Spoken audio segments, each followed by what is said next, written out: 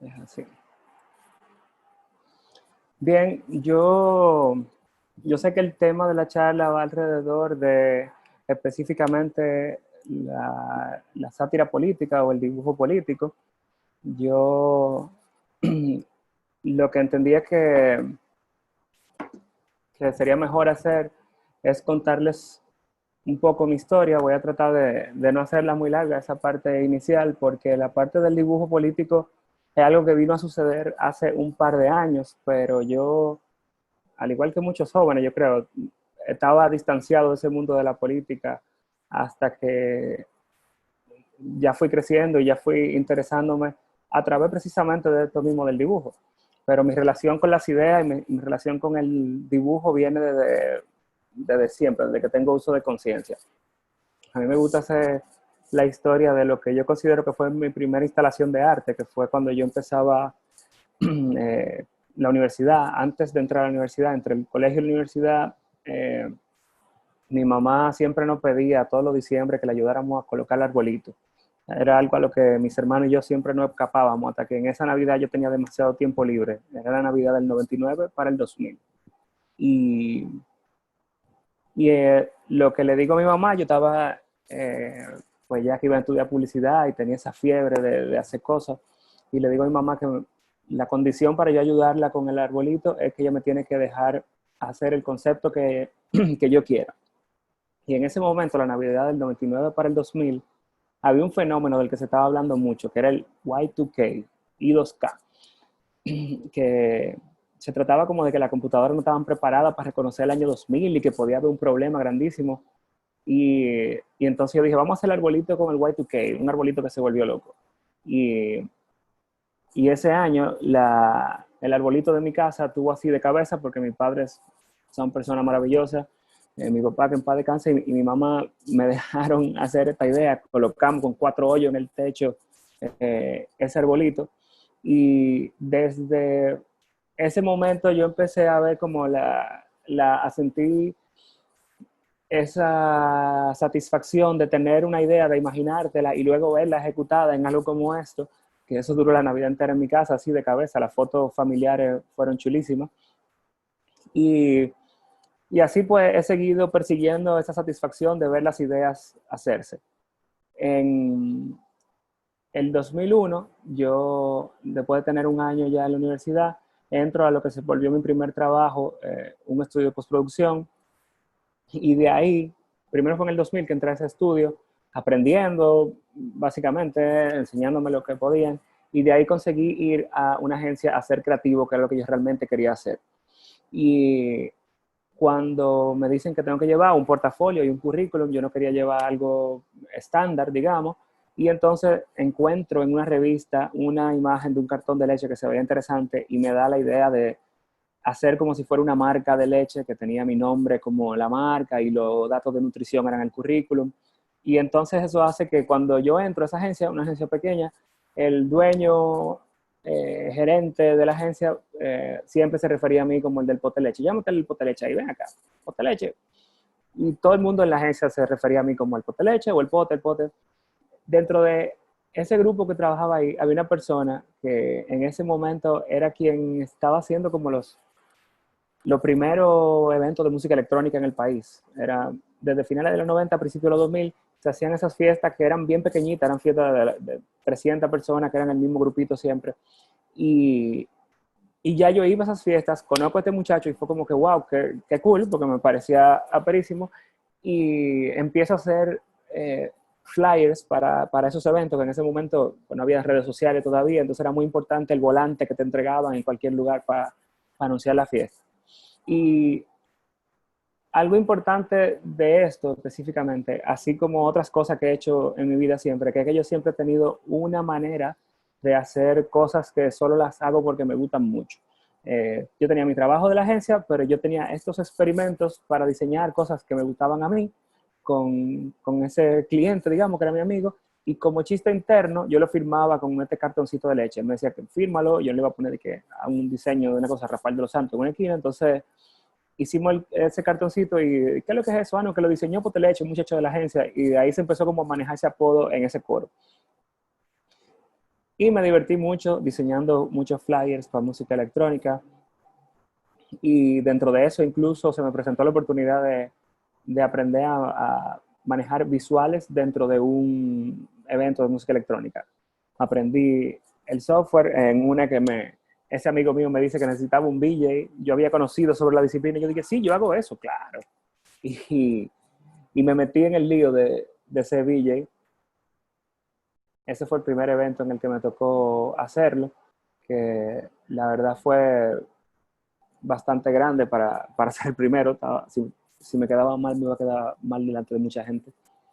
En el 2005, ese mismo año, yo abro un blog, porque eso era como una cosa casi que obligado que había que tener un blog. Era como tener el equivalente a tener Instagram ahora. Si tú no tenías un blog, te quitaban la licencia de gente joven.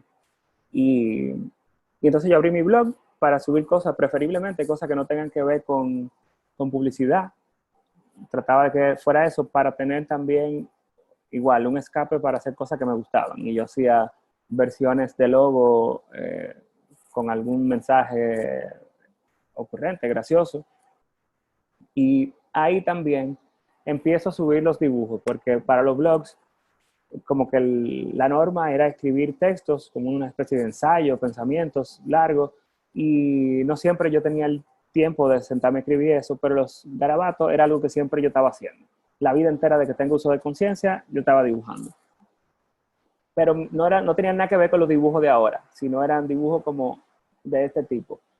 Eran, yo decía, como un llameo visual con referencia de cosas como medio grafitera y medio tribales.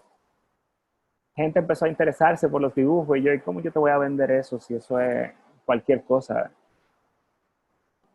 Pero empecé yo mismo a crearme retos de, bueno, déjame ver si puedo hacer cosas que no me dé vergüenza vender y hacer una exposición de eso, que fue en el 2007 lo que se volvió la Casa del Garabato, que hacía piezas que eran de un formato más grande, que yo sentía como que tenían una dimensión más importante.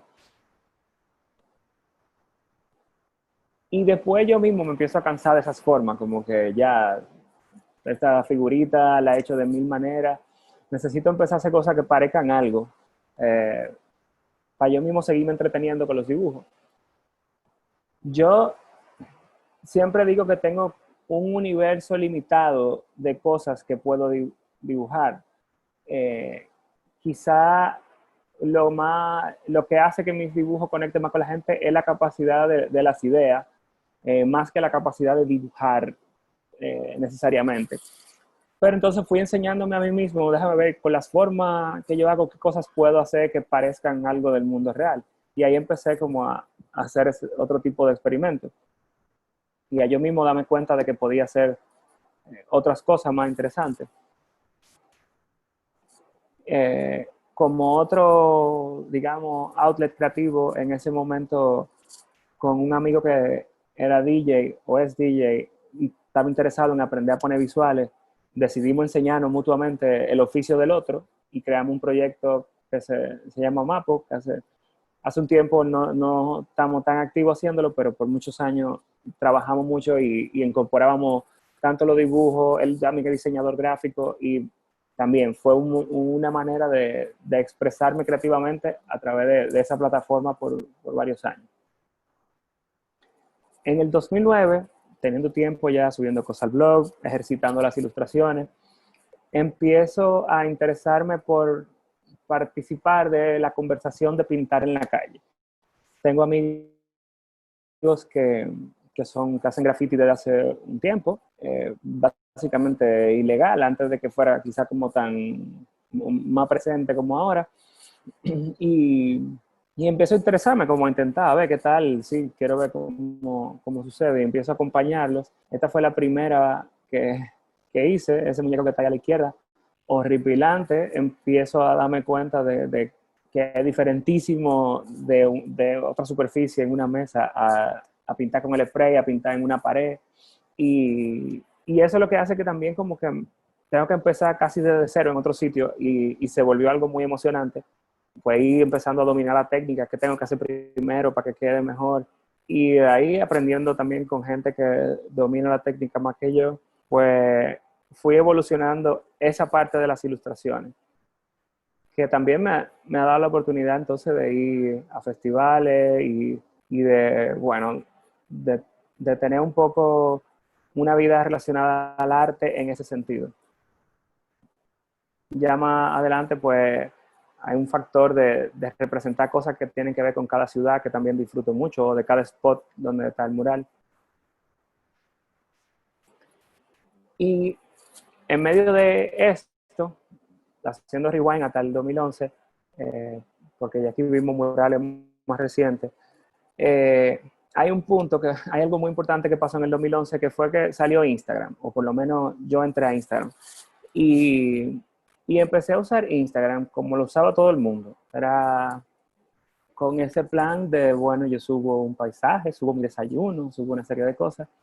Y un amigo me dio un bochazo un día, delante de otros amigos, en una juntadera, y me dice que qué es lo que yo hago subiendo todo esos disparates, que si yo soy un artista gráfico, yo debería de subir mi trabajo, que deje de subir disparate. Nada, me dio un bochazo.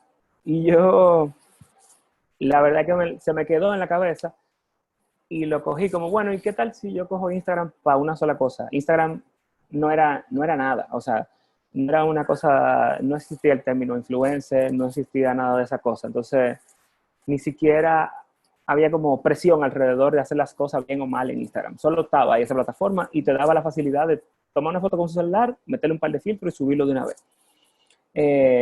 Entonces yo decidí, yo voy a coger eso como de ejercicio creativo. Voy a tratar de subir aquí una idea todos los días. Una idea que no me cueste trabajo hacer, que sea con cosas que yo tengo alrededor. Y empiezo con literalmente lo que tengo en mi escritorio, hacer ejercicio y pum, y subirlo. Yo siempre digo que era como ir al gimnasio. Una idea todos los días, una idea todos los días. Eh, con la libreta de sketches, el tipómetro. En ese momento ni siquiera firmaba los dibujos porque qué sé yo, no era algo que yo me tomaba en serio, digamos. Sería como pretencioso para mí firmarlo.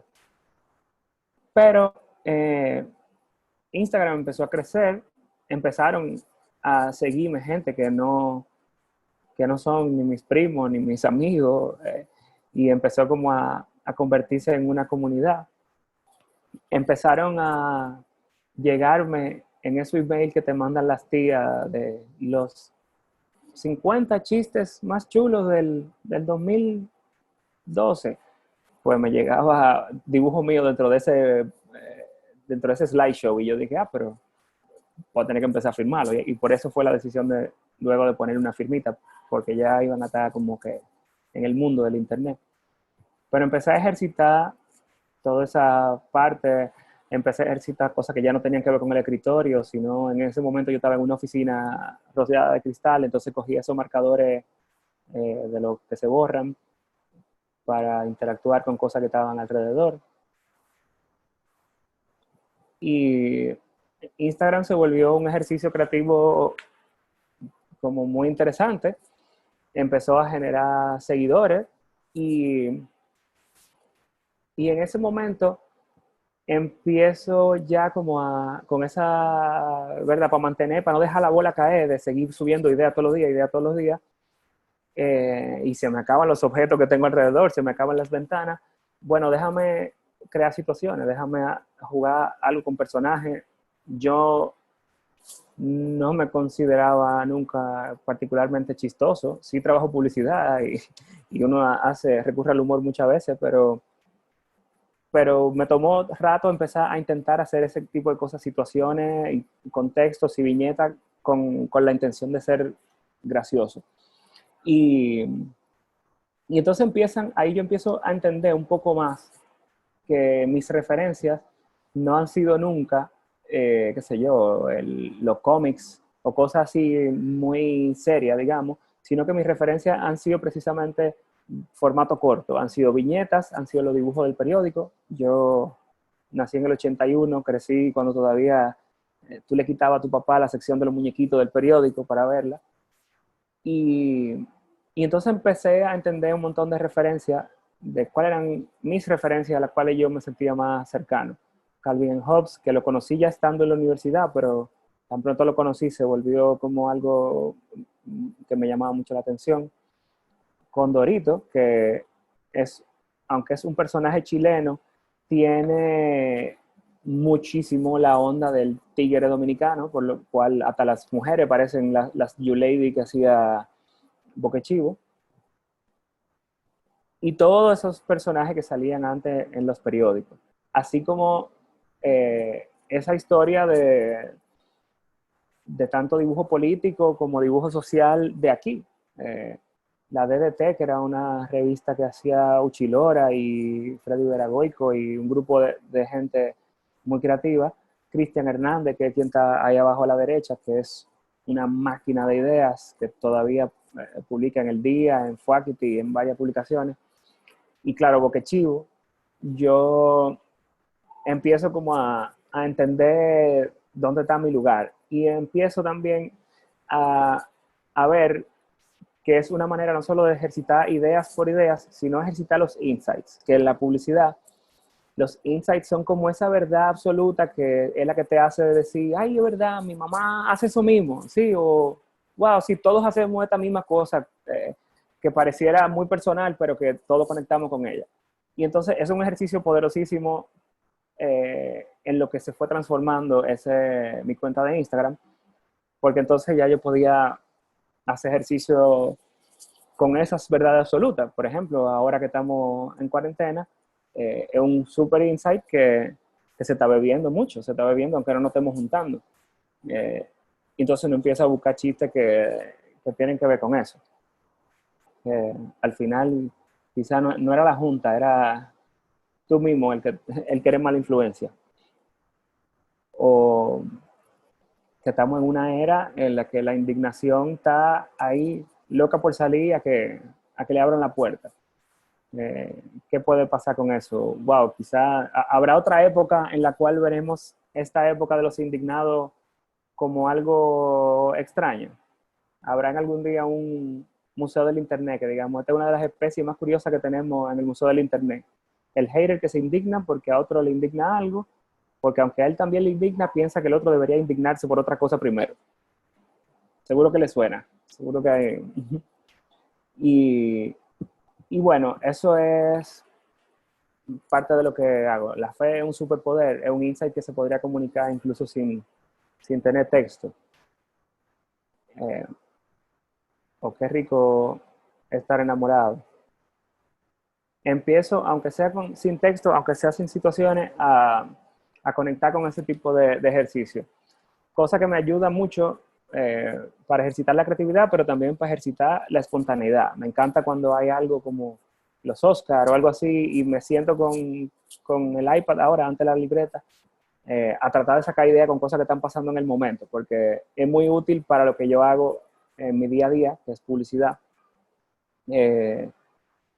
También incluso la misma marca Poteleche, digamos, que ya hay veces que los requerimientos es que queremos hacer algo contigo, pero no sabemos lo que es.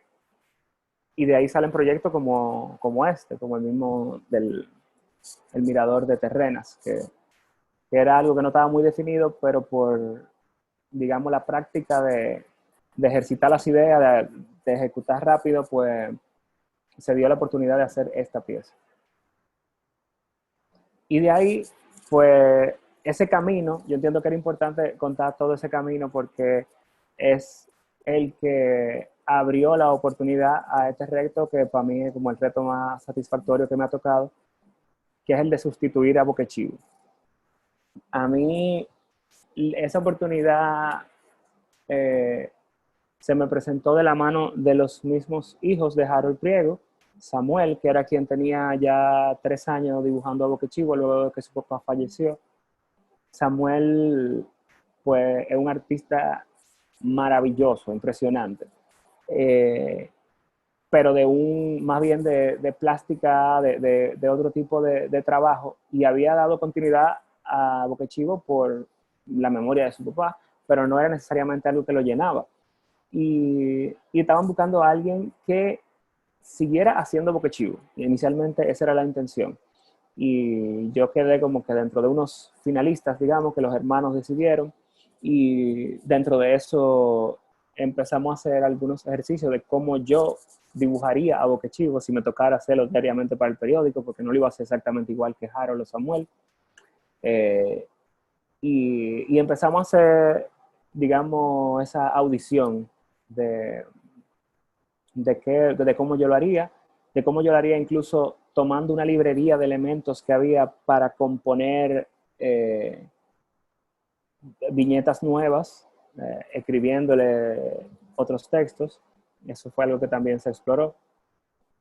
Pero dentro de las conversaciones, el mismo periódico decidió que quisiera el momento de cerrar eso y de darle inicio a una nueva etapa, que ahí fue que bueno, la verdad fue que han sido muy abiertos conmigo en todos los sentidos y me dejaron entonces plantear el espacio de Noticiero Poteleche, incluso con la posibilidad de que es el noticiero, pero no siempre es los reporteros que están pasando. Hay veces que hay una viñeta que tiene su mundo independiente y se me dio mucha libertad y ha sido impresionante que se me presentara la oportunidad, porque es un oficio que más bien hay gente perdiéndolo en el mundo. Hay periódicos cerrando, hay gente que va en la dirección opuesta, digamos, y a mí se me presentó la bendición, el privilegio de poder entrar a este trabajo que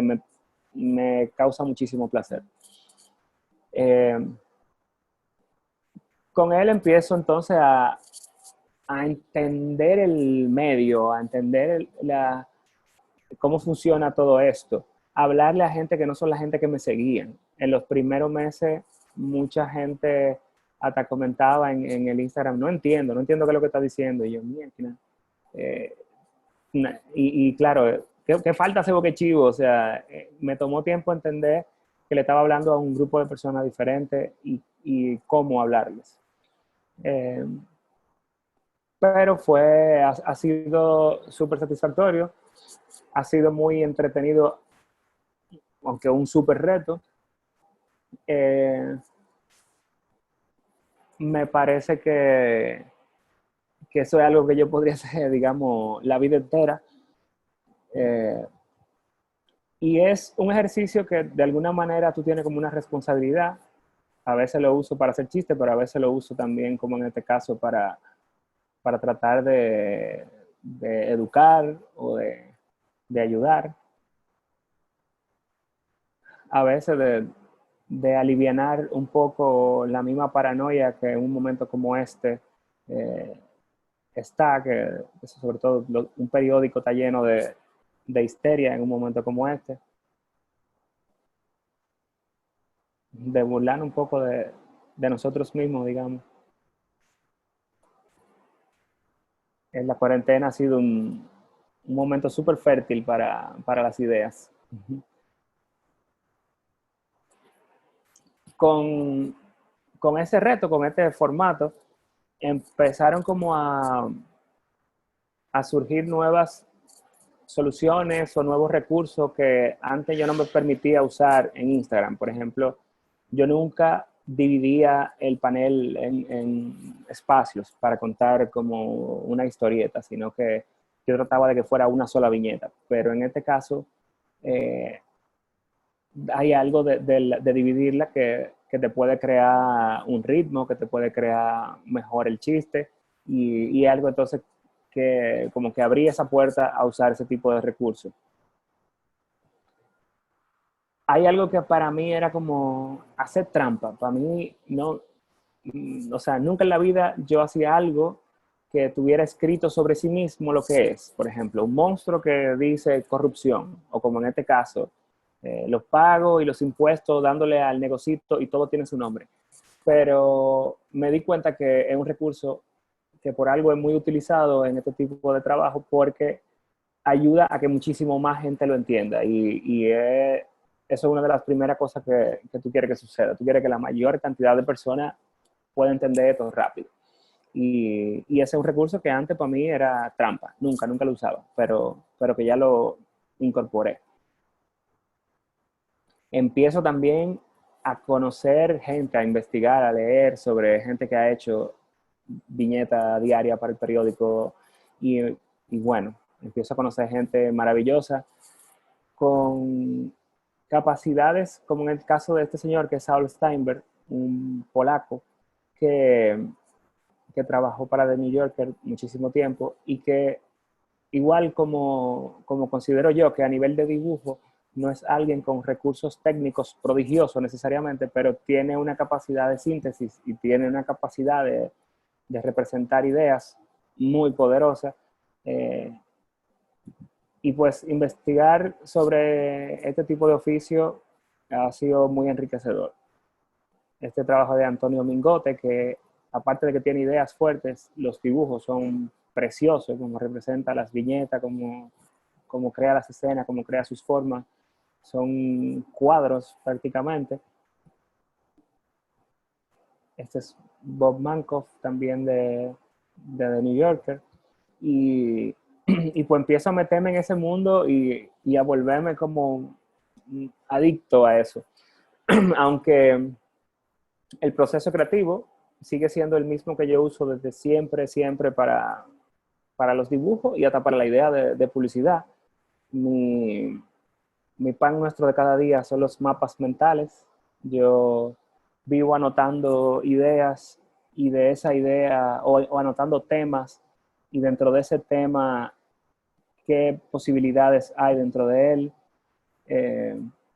y tratando de irme lo más profundo en esas ideas. Hasta hace un par de años el proceso era todo análogo, así de lápiz, marcador y después borrar el lápiz. Lo ponía en la computadora para contrastar los colores y que se terminara de ver mejor. Ahora todo es prácticamente igual, pero en el iPad. Aunque mantengo en la misma aplicación de dibujar, mantengo ese proceso de escribir las ideas, así medio caótico, pero la verdad es que me ayuda como a organizar mejor qué idea va con qué idea más rica o qué tema. Y dentro de ese mundo, pues viene como por añadidura que hay que trabajar con política. Yo en mi Instagram, aunque a veces podía hacer referencia a algo que tenía que ver con política, no era algo que yo normalmente me sentía atraído a tocar. Porque, bueno, como creo que muchos jóvenes de mi generación, que yo digo mi generación, pero ya yo voy para 40 años, dentro de 2 años, o sea que no sé hasta cuándo puedo seguirme llamando joven, pero sí me sentía desconectado de mucha manera de la política y en este caso como que va con el trabajo, tengo que prestarle más atención y ha sido muy entretenido. Ahora hay programas de esos de panel que hay un señor leyendo el periódico en la mañana, que antes eran programas que yo le pasaba por arriba y ni le prestaba atención. Ahora me gusta pararme y escuchar la opinión de toda esta persona para ver qué opinan de cada tema. Hay una entrevista que vi con Kino y con Tute, un viñetista mucho más joven, argentino también, y Tute hablaba sobre un consejo que le dio Kino. Kino es el creador de Mafalda y de un trabajo muy extenso por muchos años, y le decía a Tute que era muy bueno, pero que le daba el consejo de que tenía que meter más el dedo en la llaga. Y eso ese consejo casi que me lo cogí para mí, porque este tipo de oficio tiene como esa tarea, tiene la tarea de provocar. Cada quien tiene su manera de provocar. Sabemos, por ejemplo, la historia de Charlie Hebdo, de los franceses. Tanto los franceses como los españoles, los argentinos son muy ácidos con su humor. Aquí hay gente como, por ejemplo, Yarul, que hace los dibujos de Somos Pueblo, que él es muy ácido también. En mi caso, yo no soy así. Yo soy qué sé yo, más diplomático, soy de buscar la forma sutil de decir la cosa, pero meter el dedo en la llaga es meter el dedo en la llaga. Y eso ha sido muy interesante para mí, de cómo encontrar ese balance, cómo meter el dedo en la llaga manteniendo mi identidad. y también cómo tocar el tema político con mis limitaciones. Porque, por ejemplo, algo que a mí es una gran limitación es que yo no soy muy bueno haciendo la cara de cada quien. Alguien como Cristian sabe hacer la cara de Miguel Vargas, aunque si te lo pone todito montado en un carro y tú lo identificas todo, a mí eso me da muchísimo trabajo. De hecho, cuando son inevitables, como ahora, por ejemplo, Abinader, es como, bueno, voy a tener que practicar la cara de Abinader para que me salga. Pero empiezan todos esos retos a volverse parte de lo interesante. Por ejemplo, si tengo que dibujar a Leonel y Margarita, se me hace más fácil crear un león y una Margarita y volver a personaje y poner al león a hablar como Leonel que tratar de dibujarlo a ellos exactamente igual, que lo hace hasta más chistoso. En este caso, Margarita acababa de confirmar su apoyo a Gonzalo y bueno, ahí estaba Leonel que le iba a desenterrar. Uh-huh. Así también, pues uno está con los oídos bien abiertos, con los ojos bien abiertos a cualquier cosa que se dice. Eh, cada vez que alguien habla, hay frases que son las que se vuelven como la que sale, la importante de esa intervención. Y en este caso Danilo había hablado de que iban a buscar unos votos, no sé, donde sea que lo tuvieran que votar, que buscar. Y me lo imaginé como en una expedición así paleontológica. Ese momento intenso de la campaña, que, parte de lo interesante es que en un medio como el periódico, aunque salen los trapitos, no necesariamente tú tienes la oportunidad de señalarlo más que en este medio. Y eso es parte de lo que lo hace divertido. Uno tiene como esa licencia a tocar ciertos temas. Tiene señalar momentos como en este caso de, bueno, este país que tiene este proceso de elecciones tan largo, tratar de comunicar ese sentimiento colectivo de, wow, al fin se está acabando esto. Uh-huh. Alrededor de la política están no solo los políticos, sino todo el que se afecta, se beneficia y de qué manera uno puede meter el dedo en la llaga de esos otros individuos para conectar entonces con la gente, que en este caso pues el, el hijo de la botella que le estaba diciendo a la vecina, al papá, que por qué la vecina dice que le dé lo que se va, que para dónde que va.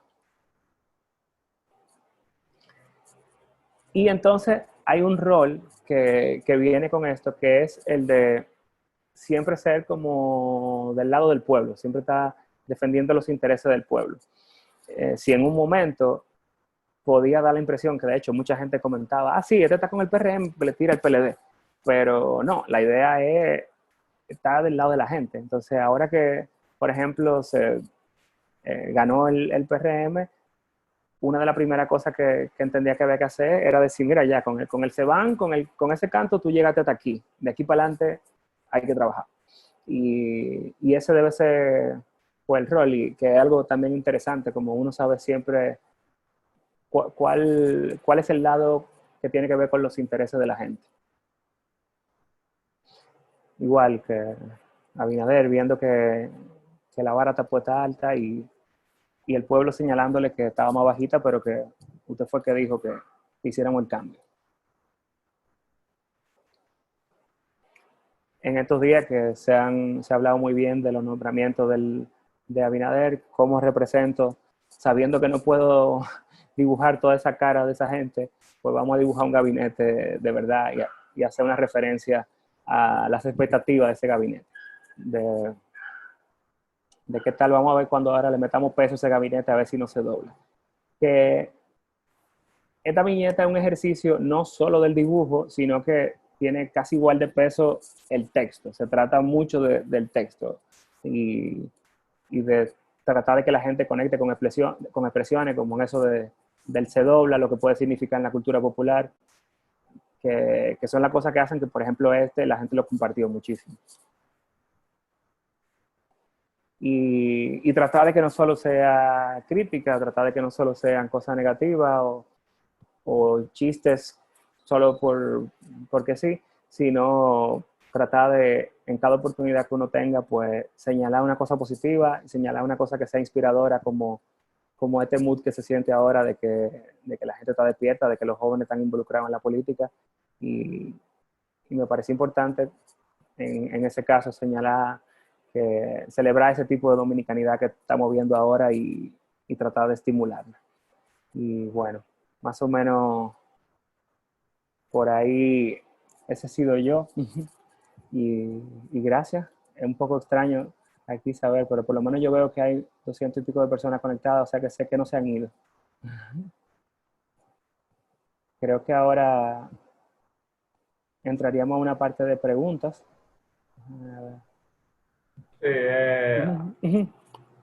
agradecemos a Poteleche por tan enriquecedora ponencia. Estuvo realmente muy entretenido la forma en la que usa sus dibujos para crear este contenido tan rico. En estos momentos vamos a tomar unas preguntas que se han hecho a través de Instagram. Comenzamos. Poteleche, la primera pregunta es, ¿cómo estimular la creatividad? ¿Cómo estimularla? Bueno, a mí me funciona muchísimo hablar con la gente. O sea, yo creo que esa es una de las cosas que, por lo menos para ese trabajo del periódico, es hablar con gente que te cuenten su punto de vista, con gente que no necesariamente piensa igual que tú, eh, con gente que no necesariamente está en las mismas condiciones que tú. Eso es una de las cosas más enriquecedoras. Y, y yo creo que como que vivir, o sea, hay que juntarse con la familia, hay que ir a un pueblo, hay que conocer un sitio que tú no has conocido, hay que Salir de la zona de sí, confort. sí, sí, hay que tener mucha experiencia y sobre todo hay que practicarlo muchísimo, es como cualquier cosa, o sea, hacer se aprende haciendo. Entonces yo desde hace mucho tiempo, desde más lo que me puedo acordar, todos los días yo estoy dibujando algo, sacando alguna idea, haciendo algo y eso también hace que tú seas después capaz de hacerlo, digamos, más fácil, porque ya lo tienes practicado. Excelente. Aquí tenemos otra pregunta. ¿Cuál ha sido tu proyecto favorito? Bueno, yo lo que pasa es que no sé si llamarlo proyecto, pero para mí el trabajo en el periódico creo que posiblemente lo más satisfactorio que me ha tocado hasta el momento. Pero yo he tenido la suerte de trabajar muchos proyectos que me encantan. Un muro que yo presenté ahí, uno largote de muchos colores, que fue en Puerto Rico, en un festival que se llama Los Muros Hablan, en el 2013. Esa es una experiencia que la llevo en el corazón porque es la única vez, creo que, bueno, fue la primera vez que me sucedió que me invitaron a otro país a participar en un evento de arte. Eh, a durar 10 días solo pintando, conocer artistas a los cuales admiro de otros países y eso fue, o sea, yo dije, wow, que de verdad de pintar paredes me están invitando, está pasando esto, eso fue algo que recuerdo mucho, con mucho cariño. Suena muy emocionante. La siguiente pregunta que tenemos es, si tuvieras que escoger para dibujar, ¿usarías una libreta o un dispositivo electrónico? Bueno, yo antes decía que no había quien me sacara de la libreta, que el papel, que nada como el papel, nada como el papel. Pero yo tengo ya como 2 años que prácticamente cambié al iPad completamente. Yo uso esta iPad que es pequeñita, de 9 y pico, es como la primera generación de iPad Pro, eh, con el lápiz de Apple y específicamente cuando salió una aplicación que se llama Procreate. Había muchas aplicaciones de dibujar, pero esa, la verdad es que la diseñaron muy bien y ya, o sea, por ejemplo, el dibujo del periódico yo lo hago 100% ahí. Sí, esa aplicación, mira, ahí lo están diciendo al final, eso mismo, de verdad, es lo máximo. De hecho, Adobe le está cayendo atrás tratando de hacer uno. Lo digital es el futuro, es cierto. Sí, sí, sí. Tenemos otra pregunta que es, desde pequeño, a partir de algo que veías, ¿podías sacar ese lado creativo? O sea, siempre estuvo en ti. Sí, sí, sí, ese lado creativo ha estado siempre, o sea, yo siempre he dibujado, yo siempre colegio era, qué sé yo, que había que hacer un afiche de algo, pum, ahí me llevaba mi cartulina a mí para que yo lo hiciera, como que estaba ese elemento. Eh, Había cosas que ya me ponía a hacer desde el momento del colegio, por ejemplo, todavía estaba el internet muy en pañales, digamos, así, para 97, 98, con unos amigos que nos gustaban mucho los carros. Hicimos una página de carro, íbamos a las carreras a tomar fotos, a escanearla, nosotros con nuestro dinero, revelar la foto, escanearla y hacer toda la cosa por tenerla, pero era porque nos gustaban los carros, pero yo terminaba con mis amigos ideando diseño, escribiendo texto, entonces había un proceso que tenía que ver con creatividad, aunque era en base a los carros, que era lo que nos gustaba, y siempre de alguna manera lo he estado ejercitando. Bien, y por última pregunta, está un poco simple. ¿El periódico alguna vez te ha puesto alguna restricción? No, la verdad, ellos son súper abiertos. Mira, yo te puedo, sí, hay una regla, vamos a decir, la única regla es que no puede haber un solo dibujo para mañana. O sea, yo siempre tengo que enviarle por lo menos dos y ellos eligen cuál es que va a salir. Yo no sé cuál es que va a salir Ellos hasta que necesitan lo... variedad. Ajá, sí, no, y quieren tener la opción. Por si acaso hay uno que no están de acuerdo por cualquier cosa, pues pero siempre lo publican todos. O sea, hasta los mismos temas, hay veces que mando dos y lo publican uno tras de otro, 2 días de corrido. Hay momentos en los que hasta me ha dicho el mismo don Adriano, mira, dale más duro a eso, o sea, eso está light, dale duro. O hay Meter el veces dedo en la llaga, en la llaga, en claro. la llaga, como decías. Y hay otras veces en lo que sí hay dibujos que no salen y pasa el tema y yo, bueno, ya ese no va a salir porque ya el tema dejó de ser relevante. Pues, y hay otros, quizá hay como 2 o 3 que yo dije, no lo pusieron, ese no lo pusieron, porque quizá estaba muy fuerte o lo que sea. Sí, hubo uno, por ejemplo, cuando Danilo hizo un discurso poco después de que Leonel se había ido del partido, que, que él señalaba y decía que él lo había hecho mejor que Leonel y que sí, ok, dijo un montón de cosas que se sintió como que Danilo nunca había hablado así. Y entonces yo hice un dibujo de Danilo como con una bata de doña y unos rolos diciendo, el que sí yo quiero. Y ese nunca salió. Y yo, bueno, está bien, ok. Sería muy Quizá, gracioso ese. sí, quizá me invitaron un problema. Es preferible, sí. Bueno, esa ha sido la última pregunta. Muchas gracias a Poteleche por responder todas las inquietudes y por tan maravillosa charla. Muchas gracias. Gracias a ustedes, señores. Un abrazo grande.